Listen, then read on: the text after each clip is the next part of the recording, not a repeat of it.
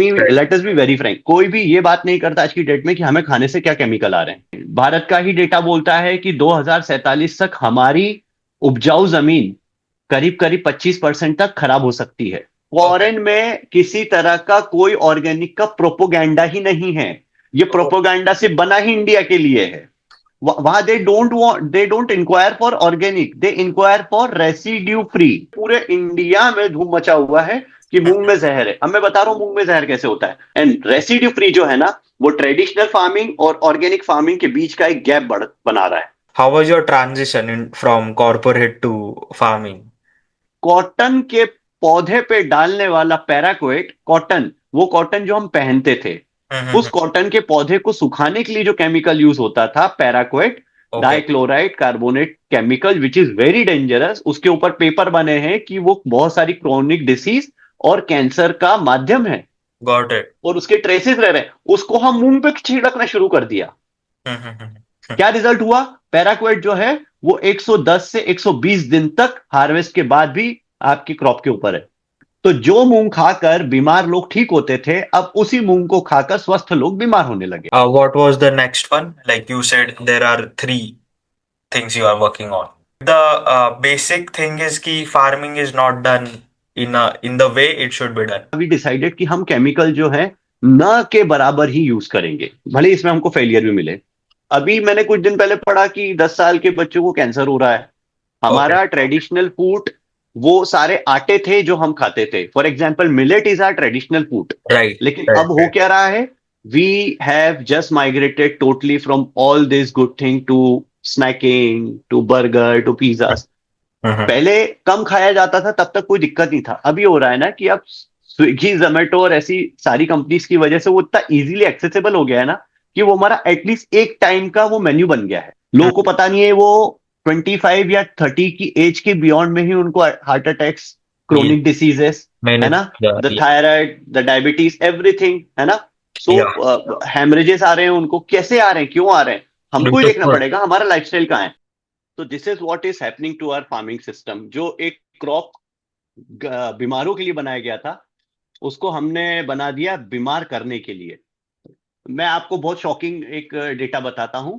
65% of पराली जो है वो Got it. वेस्ट यानी सेंट्रल से नॉर्थ की तरफ जलती, 65% है। ये पूरे इंडिया का 65% यही जल रहा है, ठीक है। इसमें वेस्ट का अलग कंट्रीब्यूशन, नॉर्थ का। MP comes in top 3 state, Oh.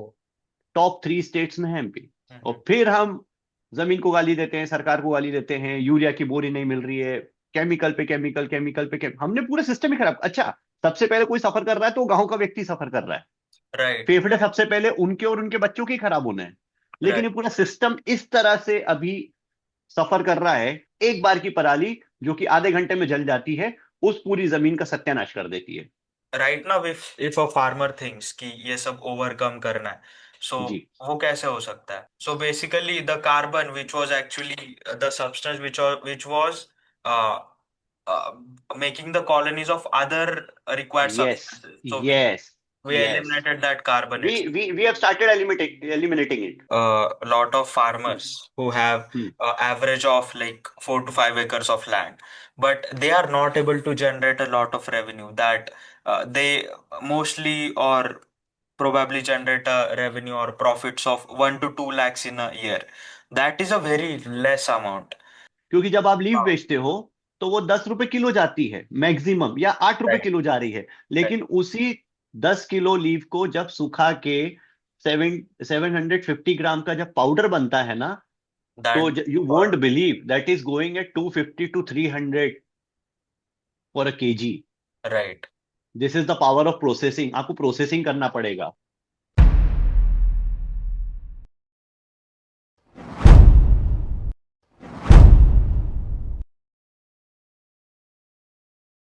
तो this is what is happening to our farming system. जो एक क्रॉप बीमारों के लिए बनाया गया था, उसको हमने बना दिया बीमार करने के लिए। एंड मेजरली इसी तरह की प्रैक्टिसेस की वजह से फार्मिंग एक डाउन ट्रेंड पे है। कोई Mhm. फार्मिंग नहीं करना चाहता, हर कोई सिर्फ फार्मर को बुरा भला करता है। लेकिन सबकी जिम्मेदारी है, मैं फिर कह रहा हूं मैं एज अ फार्मर हूं आज। मैं एक्स सेल्स था, एक्स मार्केटियर था, एक्स वीडियो जर्नलिस्ट था। आज की मेरी सच्चाई फार्मर की है।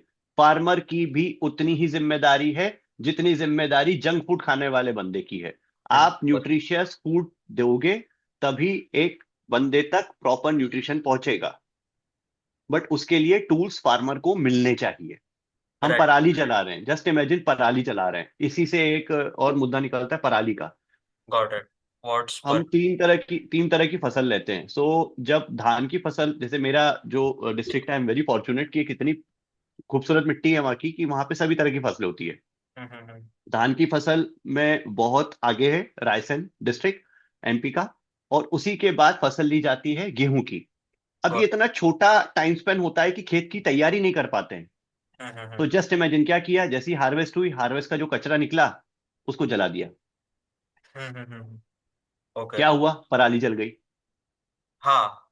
वर्ल्ड इतना आगे बढ़ गया है, स्टबल बर्निंग जो है वो इतनी बेसिक चीज थी, लेकिन वो हमारे यहाँ बहुत बड़ा है, क्योंकि we are an agrarian economy. So right. हमारे साथ क्या हो रहा है ना, हमको बहुत ध्यान देना पड़ेगा। बाकी वर्ल्ड करे ना करे, क्योंकि उनके यहाँ हम इतना, हमारा इतना सौभाग्य है वरुण, मैं ऐसा सोचता हूँ कि भारत की धरती इतनी सौभाग्यशाली है।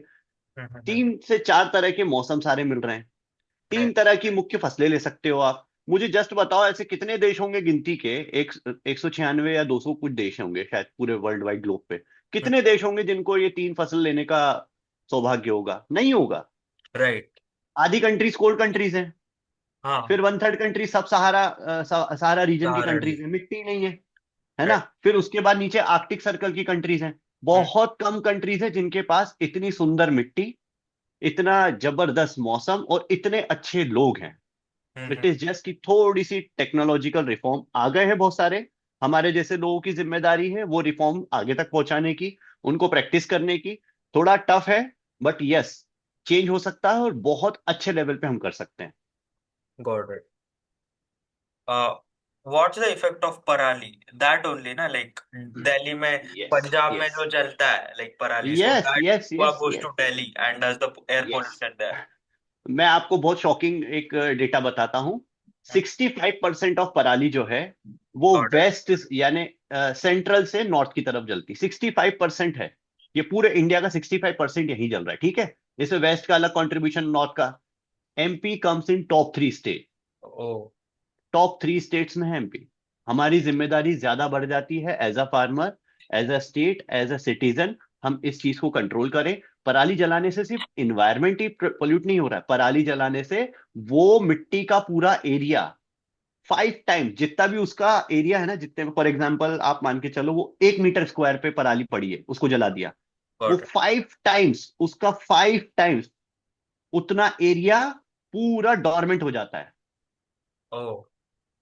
हम लोग, हमारे जैसे फार्मर, माइक्रोबायोटा की बात करते हैं, जीवाणु की बात करते हैं, केचुओं की बात करते हैं। ये हमारे सोल्जर हैं, ये हमारे दिन रात काम करते रहते हैं। एक बार की पराली जो कि आधे घंटे में जल जाती है, उस पूरी जमीन का सत्यानाश कर देती है। और फिर हम जमीन को गाली देते हैं, सरकार को गाली देते हैं, यूरिया की बोरी नहीं मिल रही है, केमिकल पे केमिकल, केमिकल पे केमिकल, हमने पूरे सिस्टम ही खराब। अच्छा, सबसे पहले कोई सफर कर रहा है तो गांव का व्यक्ति सफर कर रहा है। राइट। फेफड़े सबसे पहले उनके और उनके बच्चों के ही खराब होने हैं। लेकिन राइट। ये पूरा सिस्टम इस तरह से अभी सफर कर रहा है। इसके लिए बहुत सारे रिफॉर्म हो रहे हैं। गवर्नमेंट भी अपने लेवल पे काम कर रही है। प्राइवेट ऑर्गेनाइजेशंस को भी आना पड़ेगा। कुछ पढ़े लिखे लोग, साइंटिस्ट लोग जो बड़े बड़े इंस्टीट्यूट में बैठे हैं, उनको ग्राउंड पे आना पड़ेगा। और उनको बायोचार, जैसे अगर एक बात करें, बायो डिकम्पोजर, ये सारी चीजों को अप्लाई करवाना पड़ेगा। Got it. हमने सर्टिफिकेशन किया है बायोचार मेकिंग के लिए, me and my wife. Biochar इतनी जबरदस्त चीज है, वो एक तरह का कार्बन है और जमीन में कार्बन खत्म हो रहा है। ओके। पिछले 25 साल में जो कार्बन है वो हमारे यहाँ 0.7 और अपना 1.1 के एवरेज से घटकर 0.07 पे आ गया है। ओके। और जमीन में कार्बन नहीं है तो एवरीथिंग डेफिशिएंसी में है। क्योंकि carbon act as a bond, वो एक कॉलोनाइजेशन है। वो आपके Zn Fe, यानी वो जिंक, फेरस, कैल्शियम, कॉपर, पूरा माइक्रोबायोटा, जितने भी आपके गुड बैक्टीरियाज हैं, गुड फंगाई हैं, उन सबका कॉलोनाइजेशन करता है। It's a porous material. Oh. और हमने क्या करा, कार्बन ही खत्म कर दिया अपनी जमीन से। Got it. एक्सेसिव टिलिंग कर करके, केमिकल्स डाल डाल के, जिन्होंने कार्बन के साथ बॉन्ड बनाया और वो छूमंतर हो गया। It got. कार्बन पड़ा था, वो ऑक्सीजन के साथ ट्रीट करा और वो CO2 बन के चला गया। तो हमने क्या करा, अपने पूरी जो आपका माइक्रोबायोटा वो भी खत्म करा, इन्वायरमेंट भी खत्म, हम सब कुछ खत्म कर रहे हैं। So basically, the carbon, which was actually the substance which was uh, uh, making the colonies of other required yes, substances. So yes, we yes, eliminated that carbon we itself. We we have started eliminating it. और Yeah. कुछ कुछ जगह तो ये भी आप भगवान बचाए ऐसे लोगों को, वो बोलते हैं कि हम पराली जला ली तो उससे जो राख बची वो कार्बन है, हमने कार्बन बना लिया। अब कौन समझाए उनको, Oh अब no. कौन समझाए उनको। बट यस, इतने सारे मुझे लगता है डिसहार्टन होने की जरूरत नहीं है, बहुत सारी होप भी है। गवर्नमेंट इंस्टीट्यूट से लेकर private people they are coming. और मुझे लग रहा है एक बहुत बड़ा बदलाव आएगा इन कमिंग 5 to 10 years। बहुत बड़ा बदलाव, बहुत जैसे सारे एग्रीप्रेन्योर्स आएंगे, बहुत सारे, एक जनरेशन आएगी जो शायद मैं तो यार देखो, इट इज जस्ट मेरे लिए एक ऑप्शन नहीं था, मुझे करना था तो मेरे साथ हुआ, लेकिन मुझे लगता है बहुत right, सारे लोग ऑप्ट करेंगे खुद फार्मिंग करें। As a career, right. है ना। और वो जब आएंगे ना तो वो बहुत कुछ नया करेंगे, ऑलरेडी बहुत कुछ नया हो रहा है। और राइट। मेरा ऐसा बहुत भरोसा है कि इन कमिंग 10-15 years बहुत बड़े रिफॉर्म्स होंगे फार्मिंग में। Okay. What's the like right now, if a farmer thinks कि ये सब ओवरकम करना है, सो जी, वो कैसे हो सकता है? अगर एक छोटे लैंड पार्सल को ऑनर वाला जो फार्मर है, बेसिकली 90% ऑफ फार्मर जो है वो 4 एकड़, 5 एकड़, 6 एकड़ वाला राइट। राइट। है। अभी बहुत हो गया, केमिकल डाल डाल के बहुत कर लिया, फार्मर को थोड़ा रिफॉर्म करना पड़ेगा। जैसे ड्रिप इरिगेशन पे आना पड़ेगा। ड्रिप इरिगेशन क्या है? फॉर एग्जाम्पल, आपका एक एरिया, 1 एकड़ का फार्म है, 44,000 स्क्वायर फीट का, उसमें आप ड्रिप लगाइए, यानी बूंद सिंचाई, बूंद बूंद से सिंचाई वाली जो खेती राइट। होती है। तो एक लाइन चलती है, वो आपके खेत पे बिछ जाती है, आप बेड पे बहुत सारी खेती कर सकते हो। जैसे मैंने आपको इंटरक्रॉपिंग बोला था, 2 से 3 फसल एक इकट्ठी कर सकते हैं। अभी कभी मौका मिले या शायद आप दिखा पाओ तो I send you some of the photos. हम लोग इंटरक्रॉपिंग अभी कर रहे हैं, हल्दी की, अदरक की और तुअर की। It's a best model, wow. शानदार मॉडल है। वो तीनों जो क्रॉप है ना, एक दूसरे को सपोर्ट करती है। ओके। और इतना गजब का एक इंटरडिपेंडेंस बन जाता है क्रॉप्स में कि आपका ऑटोमेटिकली एज ए अलाइनमेंट बहुत सही हो जाता है। आपको केमिकल नहीं डालना है ज्यादा से ज्यादा। हम लोग सी हम लोग रेसिड्यू फ्री सिर्फ बोलते नहीं है, we are at the stage कि हम लोग 85 से 90% केमिकल अब डालते ही नहीं है। Got it. बहुत मैंडेटरी होने पर ही, और जमीन में तो बिल्कुल भी नहीं डालते हैं। प्लांट्स के ऊपर। फॉर एग्जाम्पल जैसे नैनो यूरिया है, ये NPOP यानी वो संस्था जो कि ऑर्गेनिक को सर्टिफाई करती है, ओके। वो सर्टिफाइड है, सो इट्स ऑर्गेनिक। इसके अलावा बायो फंगिसाइड यूज करते हैं। बायो फंगिसाइड क्या होते हैं? Good bacterias, good okay. Fungus, है ना, वो बायो फंगिसाइड में आते हैं। उनको यूज करते हैं फॉर पेस्ट कंट्रोल। सो ये सब जो पूरा प्रॉपर प्लान होता है ना, वो इस तरह से होता है कि अल्टीमेटली हार्वेस्ट के टाइम पे किसी भी तरह का कोई एंड कस्टमर तक कोई हार्मफुल केमिकल ना जाए। लेट मी टेल यू, 6 महीने का मेरा जर्नी है, I have got 78 feedbacks with me, and wow. Every one is saying कि यार, एक बहुत कॉमन चीज जो बहुत सारे फीडबैक से निकल के है कि यार आपका जो अन्न, जो आपका फूड हमको मिल रहा है ना, ऐसा लग रहा है कि हमारे दादी के टाइम पे हमने खाया था, हमारी नानी के टाइम पे आया था। It's a very common thing with them. मैं तो ऑर्गेनिक नहीं कर रहा हूं, मैं क्या कर रहा हूं, सिर्फ ईमानदारी से खेती कर रहा हूं। And what I am making sure, मेरे कस्टमर बोलते हैं कि यार आपका जो फूड है ना, उसका मेकिंग एक्सपीरियंस ही अलग हो जाता है। बहुत राइट। सारे कस्टमर बोलते हैं हम लोग दाल पकाते हैं उसमें झाग आ रहा है, आपकी दाल में झाग ही नहीं है। 6-6 7-7 सीटी में तुअर की दाल नहीं गल रही है। अच्छा, मैं तो बंदा हूं, मैं तो लड़का हूं, मुझे तो पता नहीं है। ये मेरी हाँ। वाइफ मुझे बताती है कि तुअर की दाल अगर मार्केट से लाते हैं कितनी बार, तो 6-6 7-7 सीटी सीटी उसमें जा रही है, वो पकी नहीं रही है। ओह। हमारी दाल तीसरी चौथी सीटी में पक जा रही है। पक जाती है। किसी तरह का केमिकल नहीं है, किसी तरह का उसके अंदर केमिकल डिस्ट्रैक्शन नहीं है, तो वो इजीली नेचुरली पानी के साथ मिल रहा गॉट है, it. As good as that. क्योंकि हमने पूरे प्रोसेस को ईमानदारी से, right from day 0 to day 90 और 110, जितने भी साल का है, वो महीने का है या दिन का है, उसको हम प्रॉपरली देख रहे हो, मैनेज कर रहे हैं। तो ये छोटे छोटे कदमों से हम बना रहे हैं।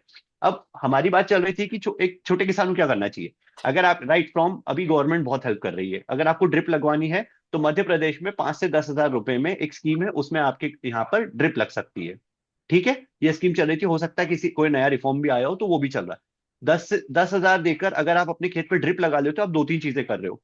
कम से कम पानी, 1/20th पार्ट में आप खेती कर रहे हो। हम्म। जस्ट इमेजिन, आप पहले 1 लीटर दे रहे थे, 1000 ml, उसका 20th पार्ट, मात्र 50 ml में आपका काम हो रहा है। Hmm. How wonderful is that, crazy. Isn't it? Yes. इसके बाद आप डायरेक्ट प्लांट के रूट पे सारी चीजें पहुंचा रहे हो। ड्रिप इरिगेशन क्या होता है? वो बूंद बूंद देता रहता है, यानी एक प्लांट को 1 घंटे में 3 से 4 लीटर पानी देगा। वो डिपेंड करता है क्रॉप टू क्रॉप, आधा घंटा दे रहे हो, 1 घंटा दे रहे हो। सो एक एवरेजिंग होती है, 2.5 लीटर से 4 लीटर तक का पानी 1 घंटे में जा रहा है बूंद बूंद करके। और ऐसे मान के चलो 8,000 या 4,000 प्लांट लगे हुए हैं 1 एकड़ में। जस्ट इमेजिन, डायरेक्ट बूंद बूंद करके जा रहा है, धीरे धीरे एब्जॉर्ब हो, डायरेक्ट रूट के सरफेस के पास जा रहा है। तो root is ready to absorb it. Right. इसके पहले क्या होता था? फ्लडिंग कर दी, इतना पानी वेस्ट कर दिया। अब तो ज्यादातर इंडिया में भी water scarcity is a big big challenge. The big problem. In a district like Raisen, जहाँ पे मैं हूँ, यहाँ पे वाटर टेबल बहुत अच्छा हुआ करता था 4 साल 5 साल पहले। फिर क्या ओके। हुआ? पहले 3 क्रॉप लेते थे, अब 4 क्रॉप लेने लगे।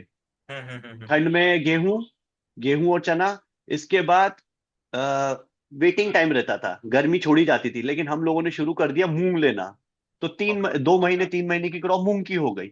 मूंग खत्म हुई तो इसके बाद धान का टाइम आ गया, हम्म।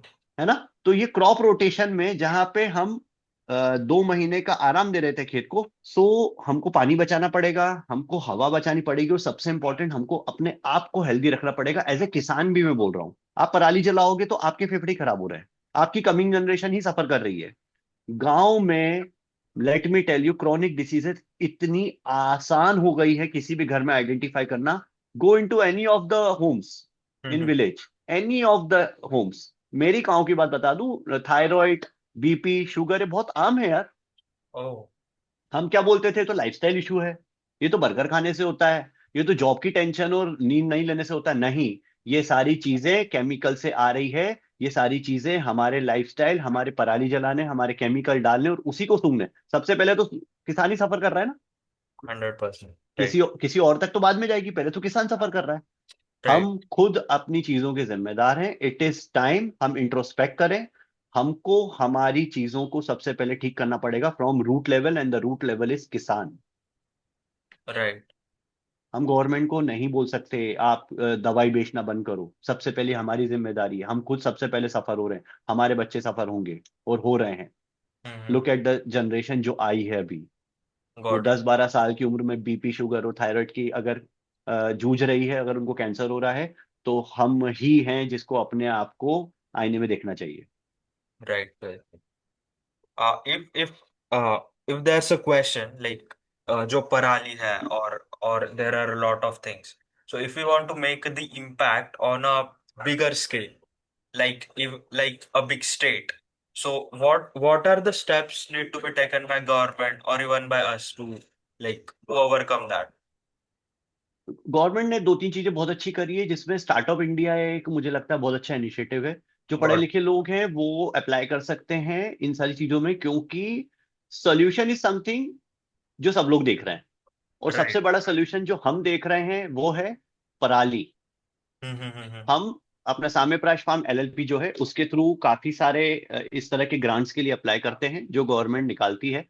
और ranging from 5 to 10 lakh up till 1 CR तक का ग्रांट भी मिलता है। Okay. And this is just government. इसके अलावा प्राइवेट, पब्लिक प्राइवेट पार्टनरशिप के थ्रू भी बहुत सारी ग्रांट्स है। सो जितने भी ऑन्टरप्रेनर्स हैं वो अप्लाई कर रहे हैं।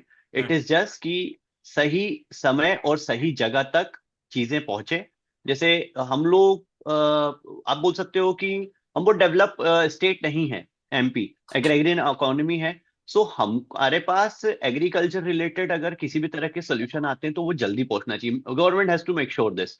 और हम भी बहुत सारे ग्रांट्स के लिए अप्लाई कर रहे हैं डेडिकेटेडली बायोचार। हम बायोचार में ज्यादा इंटरेस्टेड है बनाने में, क्योंकि हमारे यहाँ पराली का बहुत मेजर इशू है। हम्म। बहुत मेजर इशू है, क्योंकि गेहूं और धान, यानी राइस कल्टीवेशन और व्हीट कल्टीवेशन, ये दोनों के जो एंड प्रोडक्ट है हार्वेस्ट के बाद के, Okay. धान के तो खाता ही नहीं है, यानी वो जानवर के काम के नहीं है। सो अल्टीमेटली वो जलना ही है। और वो जलना क्यों है? क्योंकि 10 दिन का टाइम बचा हुआ है खेत में पानी देने का, और फिर उसको वापस से थोड़ा सा तैयार करके उसके अंदर सोइंग करने का, तो इतना टाइम ही नहीं है किसान के पास, क्या करेगा? तो वो जितनी भी राइस की हार्वेस्ट के बाद जितनी पराली है उसको जलाता है, क्योंकि वो जानवर भी नहीं खा रहा है। सो राइट। हमको या हमारे जैसे बहुत सारे लोगों को ये मेक श्योर करना है कि वो किसी ना किसी तरह के ग्रांट में पार्टिसिपेट करें, क्योंकि देखो हर आदमी पर्सनली इतना एनरिच नहीं है फाइनेंशियली कि वो अपने लेवल पे लेके आए, क्योंकि these project demand finances, right. और छोटा मोटा फाइनेंस भी नहीं। अगर मैं बायोचार का एक छोटा सा प्लांट भी लगाने चाहता हूँ ना, जिसपे मैं अगर 1 TPA यानी 1 ton per day TPD 1 TPD करना चाहूँ, so it will cost me from day 1 to day 366 for a year, at least 50 to 55 lakh, oh, that's you. जिसमें 25 to 30 लाख का कैपिटल है कम से कम। उसके बाद ट्रांसपोर्टेशन, क्योंकि खेत एक ही एरिया में तो है नहीं, 5 किलोमीटर दूर भी है, 50 किलोमीटर दूर भी है। मुझे तो वो हार्वेस्ट वो कचरा लेके आना है ना, राइट। वो कचरे को लाके प्रोसेस करना है, तो transportation is a big thing. उसके राइट। बाद जो उसका एंड प्रोडक्ट बनता है ना, उसको सही जगह पे पहुंचना, ये दिस इज ह्यूज रिस्पॉन्सिबिलिटी, और अगर ये ऐसा होता है तो it will be one of its kind project, अगर हम कर पाए तो। Got it. If I have a question, so if a farmer wants to move from normal farming to residue farming, yes, so what's residue the free farming, residue yes, free farming. if a farmer wants to move from normal farming to residue free farming, yes, so yes. what's the difference? Like if he has to invest X amount in normal farming, how much he has to invest more in residue free farming? Both the things will happen with him, one investment and one saving. Investment Got किस it. चीज का होगा? Farm को थोड़ा सा regularise करने का, थोड़ा सा आप बोल सकते हो एडवांसमेंट की तरफ ले जाने का, जैसे मैंने आपको बोला ड्रिप की तरफ ले जाने का। अगर Right. आप गवर्नमेंट के थ्रू अप्लाई करते हो तो नॉट मोर देन 15,000 में आपको 1 एकड़ का ड्रिप का सेट मिल सकता है। आप उसको लगाओगे, करोगे, बेड बनाओगे, अ, तैयार करोगे फार्म को, सो 10,000 मोर इट विल, तो 25,000 रुपए में ड्रिप के साथ आपका बेड बेड के साथ, यानी जिसके ऊपर अब आपको फाइनल सोइंग करनी, 25,000 में आपका 1 एकड़ में आपका फार्म तैयार हो सकता है। ठीक है। Got अब it. आपको क्या करना है? रेसिड्यू फ्री फार्मिंग जो है ना, वो सिर्फ ये नहीं बताती कि केमिकल कम से कम डालना है, कब डालना है। रेसिड्यू फ्री फार्मिंग ये भी बताती है कि हम एक ही एरिया पे कितने बेहतर तरीके से दूसरा क्रॉप भी कर सकते हैं। तो Right. फॉर एग्जाम्पल, जैसे मैंने आपको बताया इंटर क्रॉपिंग हम करें, वो Right. एक बहुत बेहतर तरीका है एक ही लैंड पार्सल से मल्टीपल क्रॉप लेने का और अपना प्रॉफिट बढ़ाने का, इजंट इट? Right. दूसरा तरीका है सेव करने का, जो जिससे सेविंग हो रही है वो है कम से कम केमिकल यूज करना। फार्मर को थोड़ा सा, मुझे लगता है ये या तो फिर गवर्नमेंट को थोड़ा सा इसमें आना चाहिए कि फार्मर को किस तरह से हम इन सब चीजों में अपडेट करें, कि दुकान वाले केमिकल वाले जो भैया हैं उनके ऊपर इतना डिपेंडेंस है कि खेत में अगर एक इल्ली दिख जाती है तो वो सीधा दुकान वाले भैया को फोन करता है, जिसको पता भी नहीं है वो इल्ली क्या है नहीं है, वो पेस्ट है नहीं, क्योंकि देखो गुड बग और बैड बग दोनों है खेती में। Right. Mm-hmm. हम आइडेंटिफाई नहीं कर रहे हैं गुड बग और बैड बग, सिर्फ जैसे ही कीड़ा दिखा या इल्ली दिखी मारो। ऐसा नहीं होता है, ऐसा नहीं होना चाहिए। सो हमको है ना थोड़ा सा एनरिच करना पड़ेगा उस साइड पे भी, कुछ गवर्नमेंट को रेगुलेशन लानी पड़ेगी कि आप पर्टिकुलर चीजें ला सकते हो। अभी हाल ही फिलहाल में बहुत सारे ऐसे केमिकल्स जो कि as a form of nutrient दिए जा रहे थे, जिनकी कोई यूजेबिलिटी नहीं थी, सिर्फ वो पैसा का बर्डन बढ़ा रहे थे किसान पे। वो किसान, क्योंकि उनको बहुत नॉलेज नहीं था तो वो लिए जा रहे थे, तो इनको बैन किया गया है रिसेंटली, अभी 3 महीने पहले की बात है। What? सो फॉर एग्जाम्पल मैं आपको बताऊं कि न्यूट्रिशन के नाम पे बहुत सारे बायोसाइट्स दिए जा रहे थे, जबकि Okay. उनकी जब टेस्टिंग हुई है, रियल रियल टाइम टेस्टिंग हुई लैब में, तो scientist did not came up with any result. तो ऐसे बहुत सारे केमिकल दिए जा रहे थे। फॉर एग्जाम्पल, अगर कोई केमिकल की शॉप वाला बंदा है, वो किसान के पास अगर एक चीज है ना, तो उसके अगेंस्ट में 4 चीजें और रख के भेज रहा था। अरे ये भी ले लो, अभी ये मतलब जो पेस्ट नहीं आया ना, उसकी भी दवाई दी जा रही है। Oh, अब जस्ट टेल मी, जो पेस्ट नहीं आया उसकी दवाई डाल के क्या ही करने वाले हो आप? it will have adverse effects basically. it is having adverse effect Right. over our soil, over our plant, over our generations. Over our so health. इसको इसको बहुत जल्दी समझना पड़ेगा वरुण, क्योंकि यही चीजें हैं, यही हम कहते हैं नेग्लिजेंस है, जो आज हमको इस लेवल पर ले आई है। Right.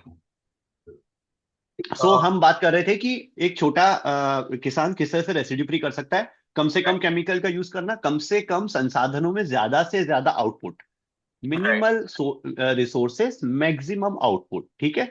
और थर्ड जो बहुत इंपॉर्टेंट है वो ये है कि जो भी आप डाल रहे हो ना, उसके साथ make sure it is getting decompose. अब मैं बहुत छोटा सा एग्जांपल देता हूँ। हम्म। बहुत सारे लोग इसको मानते नहीं मानते, गांव में रहते हुए भी लोग गोमूत्र को नहीं समझते कि वो बहुत इंपॉर्टेंट। गोमूत्र के अंदर बहुत सारे ऐसे जीवाणु हैं जो कि किसी भी तरह के अच्छे और बुरे इफेक्ट को हमारे सॉइल या क्रॉप पर डिकम्पोज कर सकते हैं। तो ओके। जीवामृत बनाया जाता है। जीवामृत क्या होता है? 5 लीटर गोमूत्र, 5 किलो गोबर, 1 किलो गुड़ और 50 लीटर पानी। इसको 7 दिन से लेकर 14 दिन तक रखा जाता है। एक बैम्बू की स्टिक से उसको हिलाया जाता है क्लॉकवाइज एंटी क्लॉकवाइज, कम से कम 5 से 6 बार। ओके। वो सड़ जाता है, उसको सड़ाया जा रहा है, बेसिकली फर्मेंट करा जा रहा है। हम्म। 7वें दिन के बाद से उसको 200 लीटर पानी के साथ मिला के हम 1 एकड़ खेत में हर हफ्ते दे सकते हैं। And it will have good effects only. और सबसे अच्छा इफेक्ट क्या है कि किसी भी तरह का केमिकल है ना उसको डिकम्पोज कर देगा। आपकी जो गॉट माइक्रोबायोटा लाइफ है ना उसको it will come back, got it. जो केमिकल के यूज से खत्म हो गई। तो ये ताकत है इन सब चीजों में। हमको सबसे पहले भरोसा करना पड़ेगा कि हाँ, हम इन चीजों को यूज करके भी हम आगे कर सकते हैं। Hmm. And last but not the least, हमको कुछ नए क्रॉप्स की तरफ जाना पड़ेगा। ओके। मोरिंगा इज समथिंग जो कि बहुत सारे फार्मर्स के लिए बहुत कुछ कर सकता है। मोरिंगा पाउडर, मोरिंगा के बहुत सारी डेलिकेसीज बन रही है, लेकिन हर डेलिकेसीज में उसका पाउडर यूज हो रहा है। अब मोरिंगा में क्या करना होता है ना कि उसके हाइब्रिड प्लांट्स आ गए। सो आप इसी तरह का 1 एकड़ का एक प्लांट कर लीजिए, उसमें ड्रिप लगा लीजिए, और करीब 1800 से 2500 तक पौधे 1 एकड़ में आ सकते हैं। और चौथे महीने से वो कल्टीवेशन देना शुरू कर देता है। उसमें क्या है, उसकी लीव्स आई, आपने प्लग कर ली। राइट। एक प्लांट एक साल में 10 से 12 किलो तक की लीव्स दे सकता है। वाह। 1 किलो की लीव्स का कम से कम 7 रुपए से लेकर 10 रुपए तक का आपको कॉस्ट मिल सकता है। कुछ नहीं करना, सिर्फ लीव्स के लिए प्लग करना है। और प्रॉपर 3 से 4 उसके फर्टिगेशन होते हैं हर 4 महीने 5 महीने में, और वो आपको खड़ा होकर वापस से लीव देता रहेगा। तो 1 एकड़ आपका तैयार कर लो, जो आपको कम से कम 1 से 1.5 लाख रुपए कम से कम मिनिमल दे रहा है। ओके। 1 एकड़। और उसके बाद के जो 3 एकड़ है वो आपकी सीजनल क्रॉप। उसके 3 एकड़ में आप ये कर लो कि 1 एकड़ या आधा एकड़ आपके घर के लिए करो, जिसमें आप प्रैक्टिस भी कर रहे हो कम से कम केमिकल लगा के करने की, और अपने घर के लिए एक अच्छा हेल्दी खाना भी उगा रहे हो। It can be vegetable, fruits और ग्रेन्स। और हम्म। बाकी के 2 एकड़ जो है ना वो डेडिकेटेड आपकी जो भी प्रैक्टिस है, क्योंकि आपको अपना घर भी चलाना है और किसी तरह का रिस्क टेकिंग कैपेबिलिटी नहीं चाहिए अपने को, तो उसको भी मैनेज रखना है। सो 1 एकड़ में आपने ड्रिप कर लिया, उसमें मोरिंगा लगा लीजिए फॉर एग्जाम्पल। ऐसी बहुत सारी दूसरी क्रॉप्स भी है, इंटरक्रॉपिंग भी कर सकते हो। आधा एकड़ में आप अपने घर के लिए हेल्दी फूड, फ्रूट या फिर ग्रेन्स करिए। और बाकी का जो 2 एकड़ है ना, ये this is for the first year, उसको आप ट्रेडिशनल फार्मिंग करिए। ओके। अगले साल आप 1 एकड़ का 1.5 एकड़ ड्रिप कर लीजिए, क्योंकि आपके पास एक रिजल्ट आ गया है, आपके पास एक पैसा मल्टीप्लाई होके आ गया है। उसको आप लगा दीजिए 1 से 2 एकड़ या 1.5 एकड़ करने के लिए। जो आधे एकड़ पे आप फूड बना कर रहे थे अपने घर के लिए, उसको 0.75 एकड़ कर लीजिए। और जो 2 एकड़ बचा उसमें से ऑलरेडी आपने एक इधर आधा एकड़ इधर कर लिया अपने लिए। सो राइट। धीरे धीरे करके आप अपने फार्म को इंटीग्रेट करते जाइए और अपनी फार्मिंग प्रैक्टिस को वाइड करते जाइए। So that Moringa gives one lakh of like profits in how Yes, in a what span of in a time? year, in a year, in a year, two to Got three harvesting, it will give you 1 lakh rupee at got least, without any middleman, without any middleman. okay. What is It can that go up to exactly? 1 points. Moringa मतलब क्या होता है? Moringa, moringa, आप drum stick, if you have heard about it, या No. Please drum stick के बारे में moringa के लिए दीजिए। ये इसके बहुत जबरदस्त रिजल्ट है, प्रोटीन रिच है, आयरन रिच है, calcium, everything is there. Okay. It's a wonder plant, it's a super food. Hmm. उसका जो पाउडर है it is considered super food. Okay. इस कैटेगरी में एक स्पाइरुलिना आता है, मोरिंगा आता है। ये हम्म। सब सुपर फूड कंसिडर किए जाते हैं, Wow.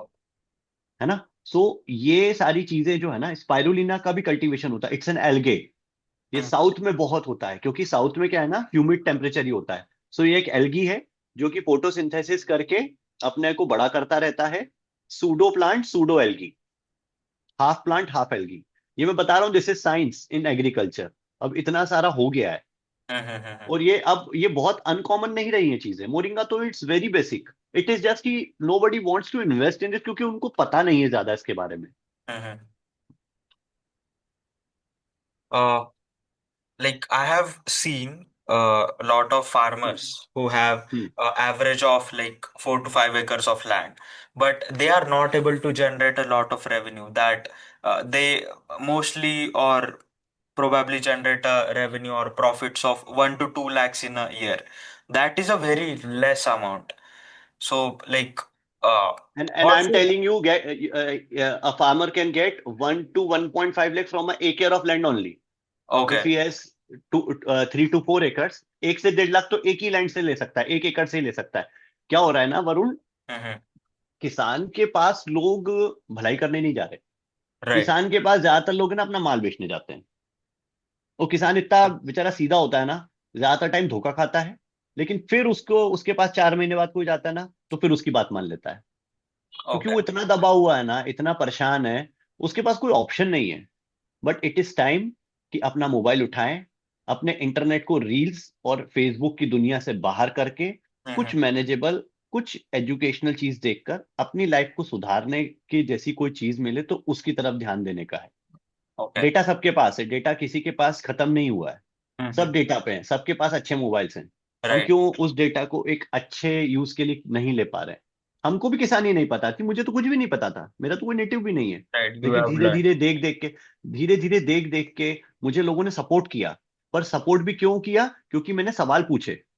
इट इज टाइम कि आप सवाल पूछिए। आप सवाल नहीं पूछोगे, आपको कोई आंसर नहीं मिलेगा। आंसर नहीं मिलेगा तो आपकी जो जिंदगी जैसी चल रही वैसी चलेगी। Right. If a farmer is making like 1 to 2 lakhs in a year in a four to hmm five acres of land, then hmm what should he do to increase his income or मैंने आपको increase his? बताया already. Yes, मैंने already बताया आपको। अपना 1 एकड़ का जो फार्म लैंड है, Hmm. उसको आप मोरिंगा के लिए कर दीजिए। ये this is the easiest way out for you. Right. नहीं पता है, मेरे को कांटेक्ट करिए आपके थ्रू। जो जो निकलना चाह रहा मुझे कांटेक्ट करिए। मैं आपका हार्वेस्ट लेने के लिए आपके पास बहुत सारी कंपनी को अटैच कर सकता हूँ। People are doing great job in moringa. Mhm. और जो लोग पहले सिर्फ लीव्स बेच रहे थे, अब उन लोगों ने प्रोसेस भी शुरू कर ली है। क्योंकि जब आप लीव Wow. बेचते हो तो वो 10 रुपए किलो जाती है मैक्सिमम, या 8 रुपए Right. किलो जा रही है। Right. लेकिन उसी 10 किलो लीव को जब सुखा के 750 ग्राम का जब पाउडर बनता है ना, तो That. You won't believe that is going at 250 to 300 for a KG. Right. This is the power of processing. आपको प्रोसेसिंग करना पड़ेगा। Manuf. आपके पास 4 एकड़ फार्म है, आप अगर ट्रेडिशनल खेती में भी अच्छे हो तो आप मंडी में मत जाओ इसको बेचने के लिए। आप अपने ग्रेन को, अपने सीरियल को प्रोड्यूस करो, उसकी देख रेख करो, और उसको बनाओ बीज के लिए, सीड के लिए बेचो उसको। Mhm. 2400 रुपए कुंटल, 2400 फॉर 100 केजी गेहूं बिक जाता है मंडी में। लेकिन जब उसको बीज के हिसाब से बेचा जाता है तो वही चीज एटलीस्ट 3500 to 4500 पे बिकती है, जस्ट डबल। Wow. ये तो बहुत बेसिक चीज है, क्यों Yeah. नहीं करना है Very ये basic. कर सकते हैं।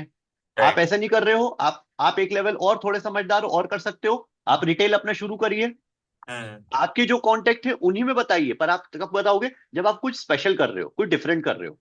ट्रेडिशनल खेती लेने के लिए कोई तैयार नहीं, बहुत डेंजरस है, बिल्कुल नहीं खाना चाहिए किसी का, ऐसे किसी के भी खेत का उठा हुआ। Hmm.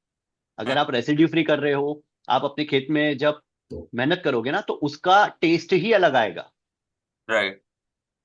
तो आप रिटेल करिए। और एक लेवल जाना है, और थोड़ा समझदार है आपके घर में कोई पढ़ा लिखा है, तो आप एक्सपोर्ट्स के लिए काम करिए। Hmm. 4 एकड़ इज अ लैंड जो आपका उद्धार कर सकता है। Wow. बट उसके लिए आपको चेंज करना पड़ेगा। Hmm. 4 एकड़ इतना छोटा भी नहीं है कि आपकी लाइवलीहुड खत्म कर दे, आपकी लाइवलीहुड बढ़ा सकता है। Right.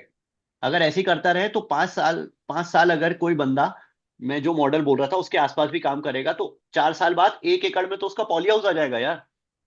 Hmm.